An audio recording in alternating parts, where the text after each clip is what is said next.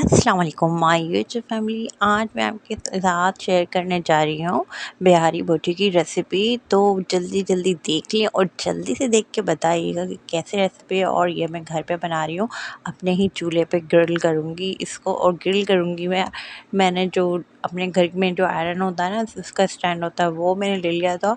और ओवन की मैंने ग्रिल ले ली और मैंने उसे चूल्हे पे बना रही हूँ। आप ज़रूर देखिएगा और कि ये कैसी मेरी रेसिपी आपको लगी है। तो मैं मसाले आपको बता दूं कि मैंने लिया है 1.5 किलो के करीब को बोनलेस बीफ।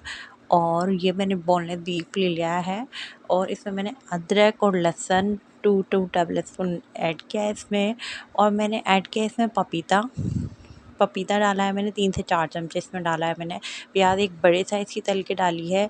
और ज़ीरा पाउडर डाला है, नमक डाला है और बिहारी बोटी मसाला अगर आप बाहर से डालते हो मंगा के डब्बा तो वो भी डाल सकते हो, बट ये मैंने घर में बनाया है।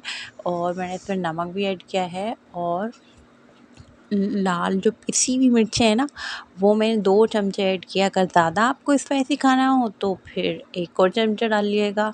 अगर आपकी डांट ना पड़े कि बहुत ही स्पाइसी बनाया है तो आप और डाल सकते हो। तो ये मैंने अच्छे से मिक्स कर लिया है। और इसमें ऑयल भी डालना है आपको, 1/2 कप के करीब। ये देखिए इसमें मैंने फूड कलर ऐड किया है। अगर आपको फूड कलर नहीं डालना है तो आप स्किप कर दीजिएगा। तो ये देखिए कि मैंने बहुत, अगर आपको चाहिए, आप चाहते हो कि बहुत सॉफ्ट और अच्छी सी यम्मी सी आपकी बिहारी बोटी बने, तो उसके लिए आप लेंगे अंडरकट बीफ यूज़ करने से आपकी बोटियाँ बहुत सॉफ्ट और मज़ेदार सी बनती हैं। अगर आप ले लेंगे सफ़ेदे वाला, वाइट वाला गोश्त जो होता है चकोर बोटियों वाला, तो फिर वो उससे मसला करेगा ना। तो इसलिए आप अंडरकट बीफ लेंगे तो बहुत ही अच्छे जूसी यम्मी सा आपका बिहारी बोटी बनने वाला है। तो ये देखें, ये मैंने 6 घंटे इसको मैरिनेट करके फ्रीज़र में रखा था। और ये मैंने अपने ही फ्लेम के ऊपर मैंने कोयले रख लिए थे जलाने के लिए। देखें ये हो जाएंगे डन। तो इस पे ये मेरा स्त्री का स्टैंड था जो मैंने इसके ऊपर लगा लिया, जिसके ऊपर मैं स्त्री रखा करती थी। और ये मैंने एक इसके अंदर रखा, एक ओवन की जो ग्रिल थी ना, वो मैंने इसमें रख दी है। ये देखिए ये थोड़ा गर्म हो जाएगा और कोयले थोड़े से हो जाएंगे गर्म। और तो फिर इसके ऊपर जो मैंने बनाई थी, मैरिनेट की थी बिहारी बोटी, तो वो मैं इसके ऊपर रख रही हूँ। ये देखें, ये मैंने थोड़े से लंबे लंबे पीसेस में काटी है, वो छोटी वैसी नहीं काटी, पतली करके। और ये मैं इसके ऊपर बनाऊँगी, एक तरफ से डन हो जाएगी तो फिर इसमें ऑयल भी ग्रीस करना है।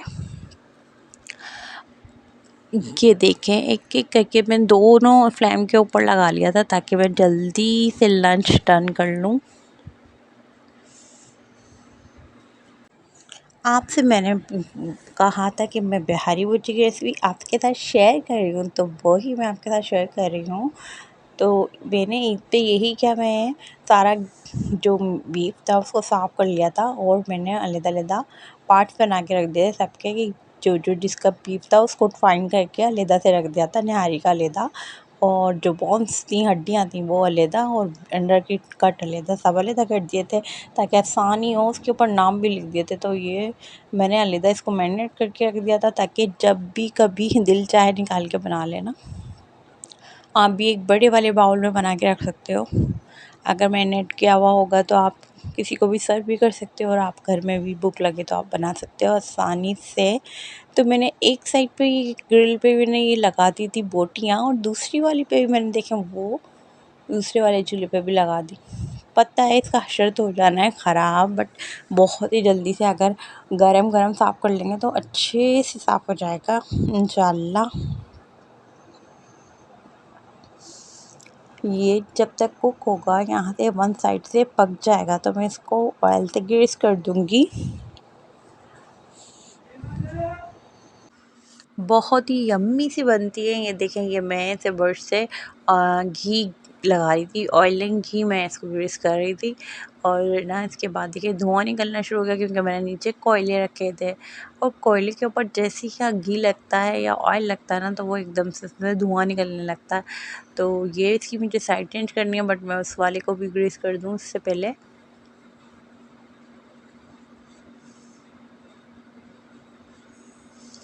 बहुत ही यम्मी और मज़ेदार सी रेसिपी है और इसके साथ इमली की ग्रीन वाली चटनी, हरे धनिया और ना हरी मिर्च वाली वो इसके साथ शेयर करूँगी मैं, और आप वो बना लिएगा बहुत यम्मी सी चटनी, हरी मिर्चें और ना ज़ीरा और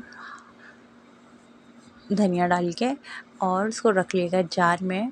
तो जब कभी भी आपको ज़रूरत होगी बस आपको निकालोगे और इसको रख करोगे, फिर ना डन, और हो गया आपका लंच या डिनर तैयार, बहुत ही शानदार। तो ये देखिए, इसकी मैं साइड चेंज कर रही हूँ, उसका लुक भी मैं आपको दिखाऊंगी कि कैसा लग रहा है। ये मैं घर में बनाने की बारबेक्यू बता रही हूँ, क्योंकि हम जब दावत करते हैं तो हम ज़रूर जो होती है हमारी अंगीठी, हम उसके ऊपर लगाते हैं, बट अंगीठी में अपनी छोटी सी फैमिली के लिए अंगीठी जलाऊँ और फिर धुआं ही धुआं कर दूँ पूरे घर में, उससे बेहतर है कि मैं इस पर बना लूँ और इसको मैं साफ़ कर लूँगी जल्दी से। तो अंगीठी यूज़ करने से बेहतर है आप यही कर लो अगर घर में कुछ लोग हैं तो।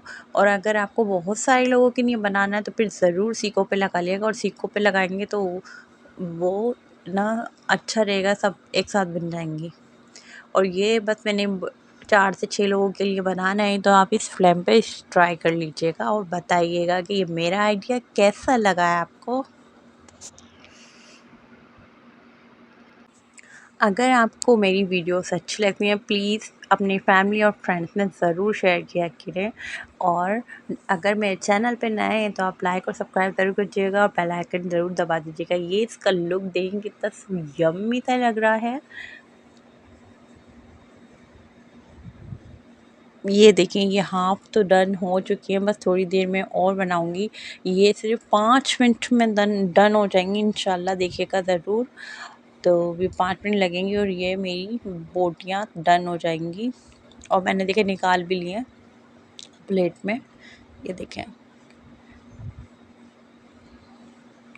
बीफ मैंने थोड़ा लंबा लंबा बड़ा बड़ा पतला पतला कट कर लिया था, क्योंकि अगर मैंने सीखों पे लगाती तो रिंग करके लगाती वो, और लेकिन इस पे मैंने बनाया तो आपको ये बड़ी बड़ी नज़र आ रही हैं। और मैं इन्हें तोड़ के भी दिखाऊंगी कि कितनी सॉफ्ट सी हैं, आपके मुंह में घुल जाएंगी इंशाल्लाह। ये देखें, इसका लुक बहुत ही यम्मी सा लग रहा है।